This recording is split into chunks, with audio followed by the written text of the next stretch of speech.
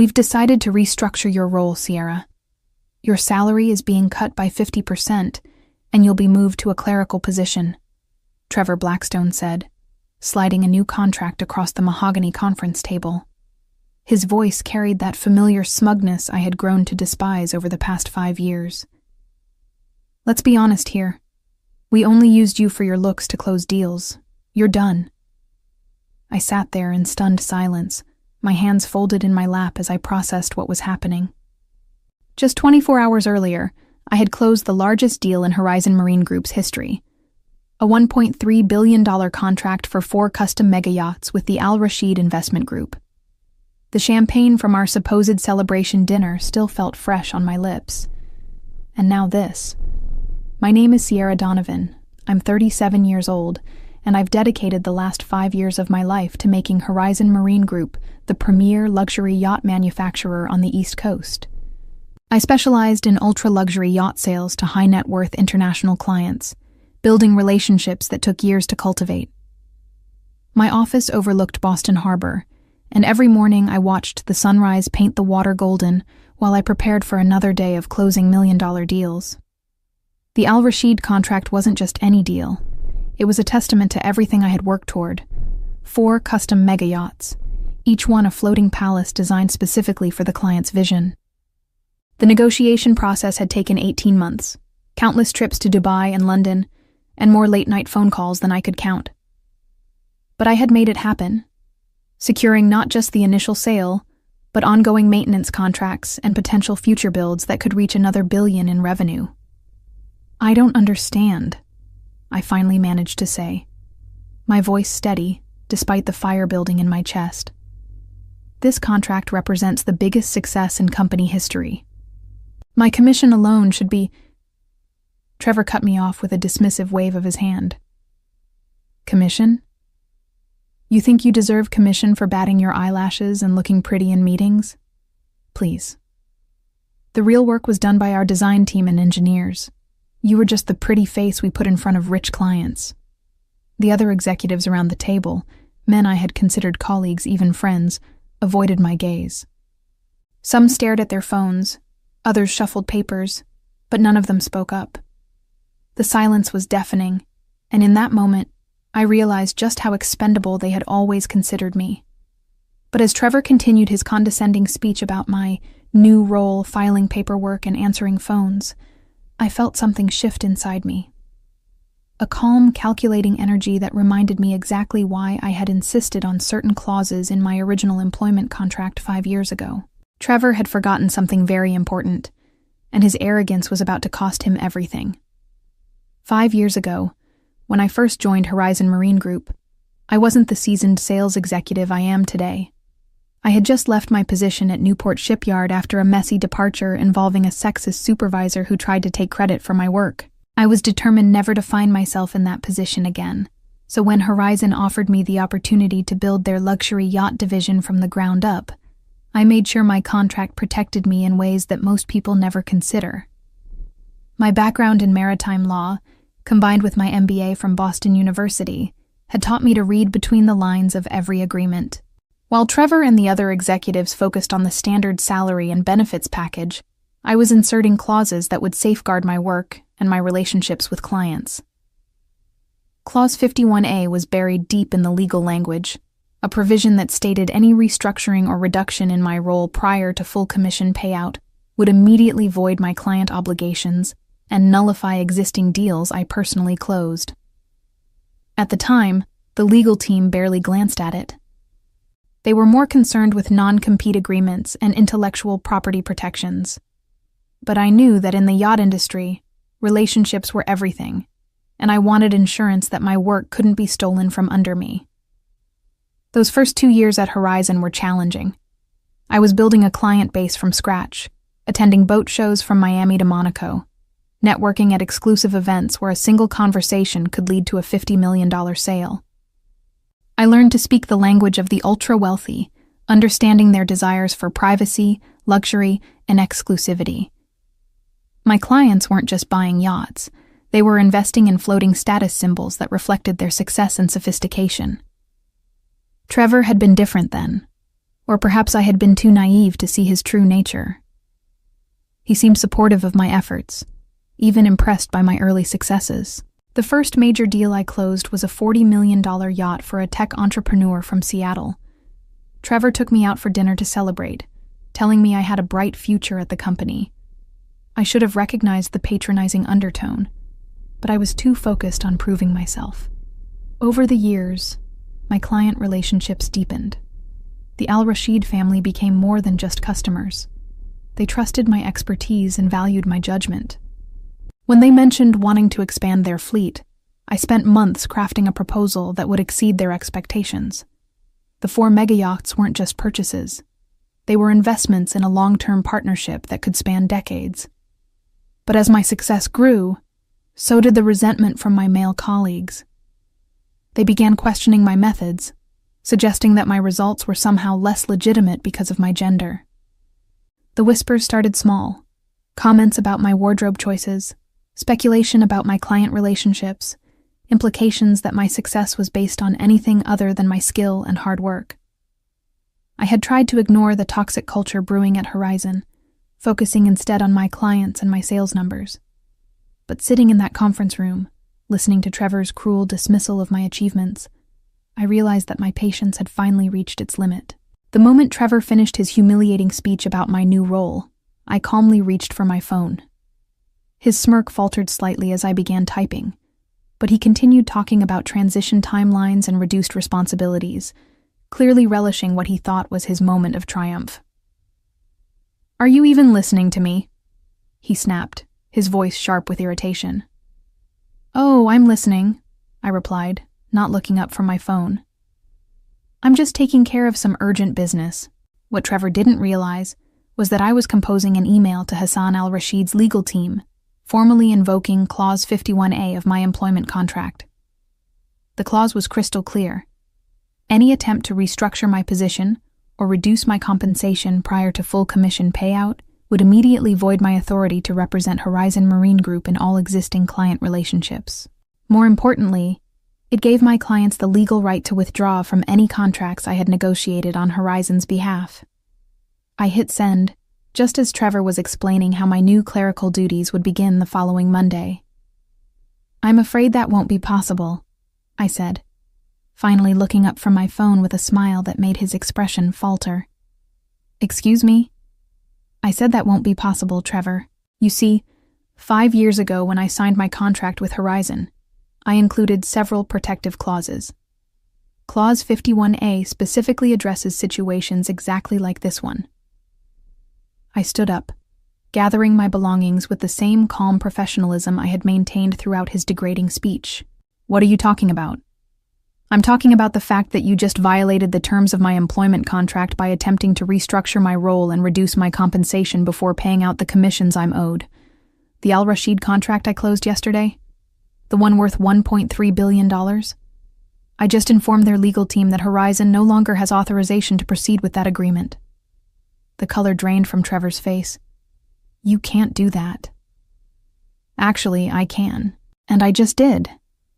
I tucked my phone into my purse and headed toward the door. "The clause was reviewed and approved by your legal team when I signed my original contract. Every single detail was documented and filed with human resources." "Sierra, wait." Trevor's voice had lost all its arrogance, replaced by barely concealed panic. "Let's discuss this rationally. Maybe we were too hasty with the restructuring." "Too hasty?"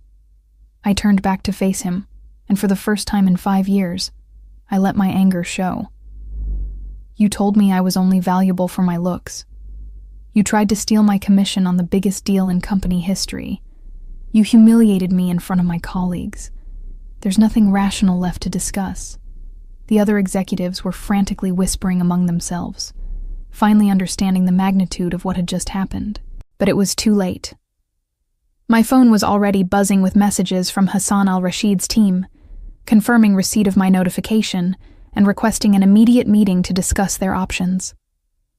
I walked out of that conference room knowing that by Monday morning, Horizon Marine Group would be facing the biggest crisis in its 40-year history, and Trevor Blackstone would finally learn what it felt like to be powerless. By Friday evening, My phone hadn't stopped ringing. Trevor had called 17 times, each voicemail more desperate than the last. The legal department had reached out through 3 different channels, and even the company's founder, Gregory Horizon, had left a message asking for an urgent conversation about what he called a misunderstanding. But there was no misunderstanding. I spent Friday night in my Boston apartment, overlooking the harbor where Horizon's showroom sparkled with lights, methodically reviewing every document related to the Al-Rashid contract. My law degree hadn't gone to waste over the years. I had kept meticulous records of every conversation, every email, every commitment made during the 18-month negotiation process. Saturday morning brought a knock at my door. Through the peephole, I saw Trevor standing in the hallway, looking like he hadn't slept. His usually perfect hair was disheveled, his expensive suit wrinkled, and his face carried the weight of someone who had spent the night realizing his career was about to implode.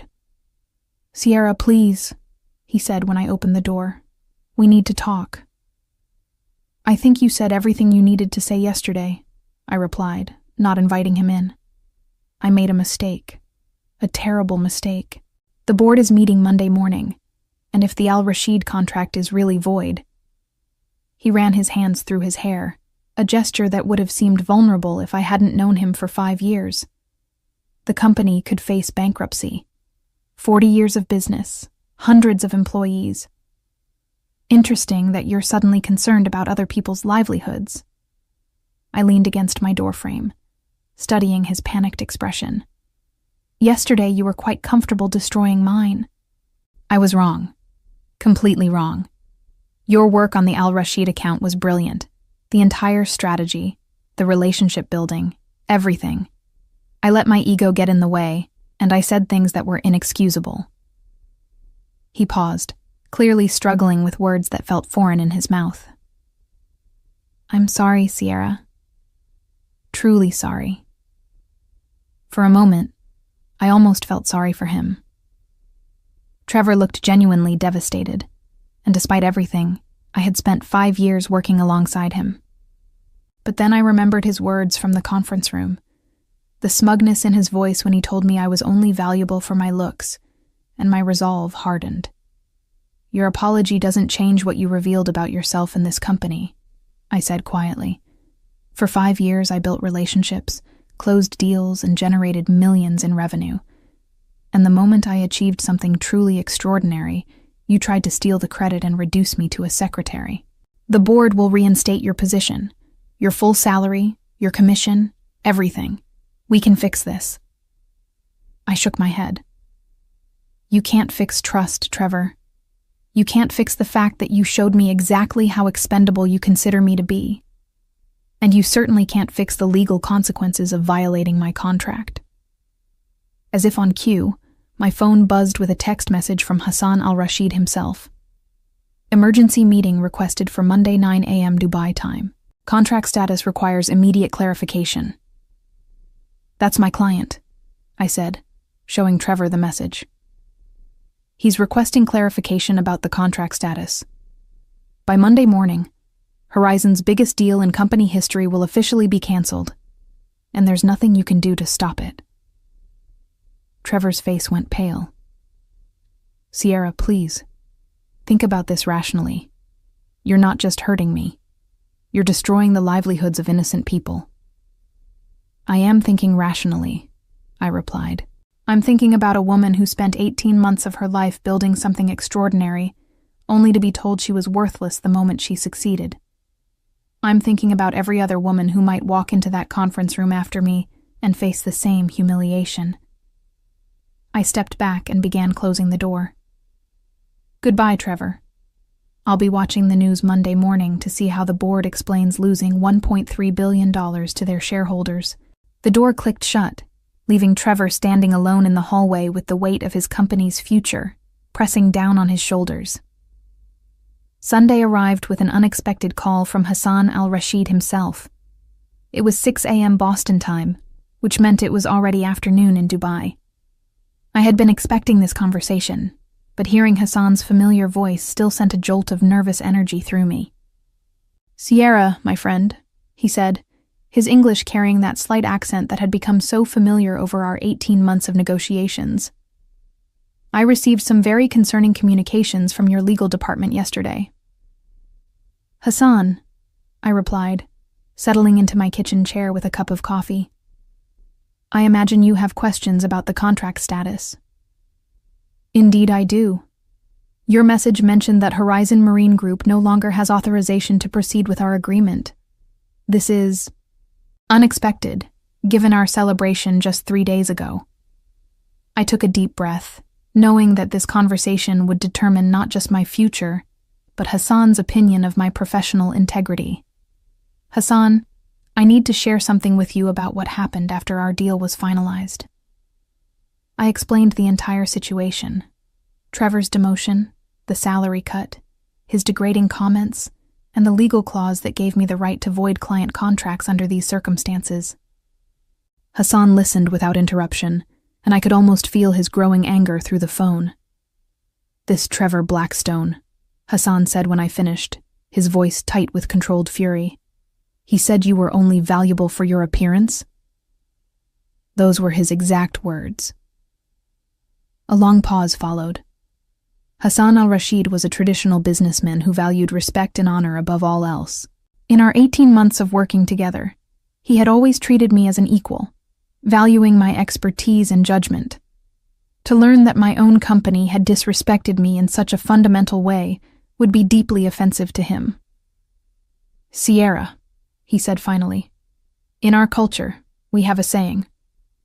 The tree that bears the most fruit is the one they throw stones at.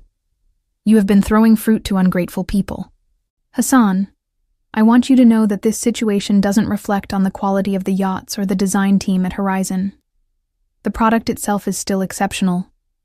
"No," he interrupted firmly. "You misunderstand. I am not concerned about the yachts.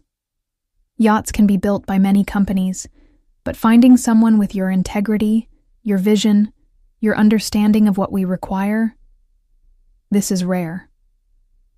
My heart began racing as I sensed where this conversation was heading. "I have a proposition for you," Hassan continued. "The Al-Rashid Group has been considering establishing our own marine consulting division. We want someone to oversee our yacht acquisitions, work directly with builders, manage our growing fleet. This person would report directly to me, work with unlimited budget, and earn significantly more than any salary at Horizon Marine Group." "Hassan, are you offering me a position?" "I am offering you partnership, Sierra. You would be our director of marine assets, based in Dubai with travel as needed. Your first project would be overseeing the construction of our 4 yachts, not with Horizon, but with whichever builder you recommend. Complete authority, complete trust." The irony was stunning. In trying to diminish my value, Trevor had inadvertently driven my most important client directly to me. Hassan wasn't just rescuing me from a toxic situation. He was offering me the career opportunity of a lifetime. "The salary would be 3 times what you earned at Horizon," he added, "plus equity in our marine division, plus bonuses tied to fleet value appreciation. Are you interested in discussing details?" I looked out my window at Boston Harbor, where Horizon's facility glowed in the morning sun, and smiled. "Hassan, I'm very interested." "Excellent. Can you be in Dubai by Wednesday? We have much to plan." As I hung up the phone, I realized that Trevor's attempt to destroy my career had instead launched me into something far beyond what I had ever imagined possible. Monday morning arrived with all the drama I had anticipated. I woke up to 17 missed calls and 43 unread emails, most from Horizon Marine Group in various states of panic. But the most interesting message was from Gregory Horizon himself, the company founder who rarely involved himself in day-to-day operations anymore. "Sierra," his voicemail began, "I've been briefed on the situation with Trevor and the Al-Rashid contract. I want you to know that his actions do not represent the values this company was built on. Please call me immediately. We need to discuss how to move forward." Instead of calling back, I got dressed in my best business suit and drove to Horizon's headquarters for what I knew would be the last time as an employee. The building that had been my second home for 5 years suddenly felt foreign, as if I were viewing it through the eyes of a stranger. The lobby was unusually quiet, with security guards stationed at the elevators. Clearly, management was expecting some kind of confrontation. I rode up to the executive floor, where the entire leadership team was gathered in the main conference room. Through the glass walls, I could see heated discussions taking place around multiple tables. Sierra! Gregory Horizon stood up the moment I entered the reception area. At 73, he was still an imposing figure, with silver hair and the kind of presence that commanded respect. Thank God you're here. We need to resolve this situation immediately. Mr. Horizon, I replied politely. I assume you've reviewed the details of my contract clause. I have. And I've also reviewed the circumstances that led to its activation. His expression darkened as he glanced toward the conference room where Trevor was gesticulating frantically at a group of board members. What Trevor did was inexcusable, Sierra. Completely inexcusable. I appreciate that acknowledgement. More than acknowledgement, I want to make this right. Trevor is being terminated immediately, effective today. I'm prepared to offer you his position as Vice President of Sales, with a 50% salary increase, full commission on the Al-Rashid deal, and a formal apology from the board of directors. It was a generous offer, more than I had ever expected when I first triggered Clause 51A. But sitting in that reception area, watching the chaos I had unleashed through the conference room windows, I realized that my perspective had fundamentally shifted. Mr. Horizon, I appreciate the offer, but I'm afraid it's too late. His face fell. Sierra, please, be reasonable. This company has been my life's work. The Al-Rashid contract represents our entire expansion plan for the next 5 years. Without it, you'll have to find another way forward, I said gently, just like I had to find another way forward when your leadership team decided I was expendable. What will it take? Name your price. I pulled out my phone and showed him the email I had drafted that morning. Hassan Al-Rashid has offered me a position as Director of Marine Assets for the Al-Rashid Group. I'll be overseeing their yacht acquisitions worldwide, working with whatever builders I choose to recommend. My first decision will be selecting a new partner for their 4-yacht project. Gregory's eyes widened as he read the email details. Sierra, that's an incredible opportunity. It is. And it never would have happened if Trevor hadn't shown me exactly what my future at Horizon would look like. I stood up, extending my hand for a final handshake. I'll be submitting my resignation today, effective immediately. The Al-Rashid contract withdrawal is already in process. As I walked toward the elevator, I could hear the eruption of voices from the conference room behind me. By tomorrow, the industry would be buzzing with news of Horizon's loss and my dramatic career change. But I wasn't looking back anymore. I was looking toward Dubai, toward a future where my expertise would be valued rather than exploited. 3 weeks later, I was sitting in Hassan Al-Rashid's Dubai office, looking out at the Persian Gulf while we finalized contracts with Benetti Yachts in Italy for the 4 mega-yacht project. The irony wasn't lost on me. Horizon had lost a $1.3 billion contract, and I was now overseeing an even larger deal worth $1.8 billion with their competitor. My phone buzzed with a news alert from Marine Industry Weekly. Horizon Marine Group faces financial crisis after losing historic contract. The article detailed how the company's stock had plummeted 40% in 3 weeks, forcing them to lay off 60 employees and cancel their planned expansion into European markets. Trevor Blackstone's name appeared nowhere in the article. According to my former colleagues who still reached out occasionally, he had been quietly terminated the Monday after our confrontation, with the board citing conduct unbecoming and breach of fiduciary duty. His replacement, Jennifer Walsh, had immediately reached out to apologize for Trevor's behavior and ask if there was any possibility of salvaging the Al-Rashid relationship. I had politely declined. Hassan entered the office carrying 2 cups of traditional Arabic coffee, a ritual we had maintained throughout our business relationship. The contracts are finalized, he announced with satisfaction. Benetti will begin construction on the first yacht next month. They estimate 18 months for completion of all 4 vessels. Excellent, I replied, accepting the coffee, And the timeline works perfectly with our fleet expansion plans. Sierra, I have news that might interest you. Hassan settled into his chair with a slight smile. I received a call yesterday from Gregory Horizon himself. I raised an eyebrow. Oh? He wanted to discuss the possibility of Horizon bidding on future Al Rashid projects. Apparently, they are quite desperate for new contracts. Hassan's smile widened. I told him that all marine procurement decisions now go through our Director of Marine Assets. The sweetness of that moment was indescribable.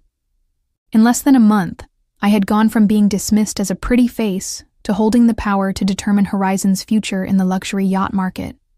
6 months into my new role, I was attending the Monaco Yacht Show as the Al Rashid Group's representative when I encountered the full scope of my revenge's impact. The show was the industry's most prestigious event, where yacht builders, designers, and buyers gathered to showcase the future of luxury marine vessels. I was examining a stunning new super yacht when a familiar voice called my name. Turning around, I saw Jennifer Walsh, Trevor's replacement at Horizon, approaching with what looked like forced enthusiasm. "Sierra, it's wonderful to see you here," she said, though her smile seemed strained. "How are you enjoying your new position?" "Very much," I replied warmly.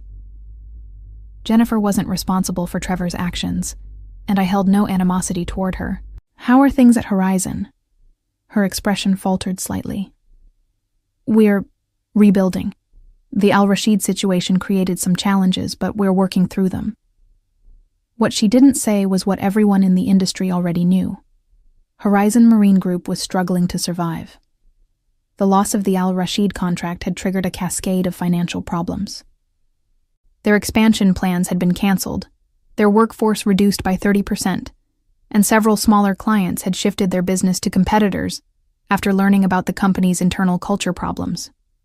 "I wanted you to know," Jennifer continued, "that we've implemented new policies to ensure that what happened with Trevor never happens again. HR has mandated sensitivity training, we've restructured our commission system to be more equitable, and we've brought in external consultants to review our workplace culture." "That's good to hear," I said sincerely. "The industry needs companies that value all their employees." Jennifer nodded, then hesitated before adding, "If you ever consider returning to yacht sales in the United States..." I smiled politely, but said nothing. My future was no longer tied to companies that had to learn the hard way how to treat their people with respect. That evening, as I watched the sunset over Monaco Harbor from the deck of Hassan's newest acquisition, I reflected on how dramatically my life had changed. Trevor's attempt to humiliate me had instead catapulted me into a position of influence I never could have imagined at Horizon. The best revenge, I realized, wasn't just escaping a toxic situation. It was thriving so completely that your former oppressors could only watch from the sidelines as you soared beyond their reach.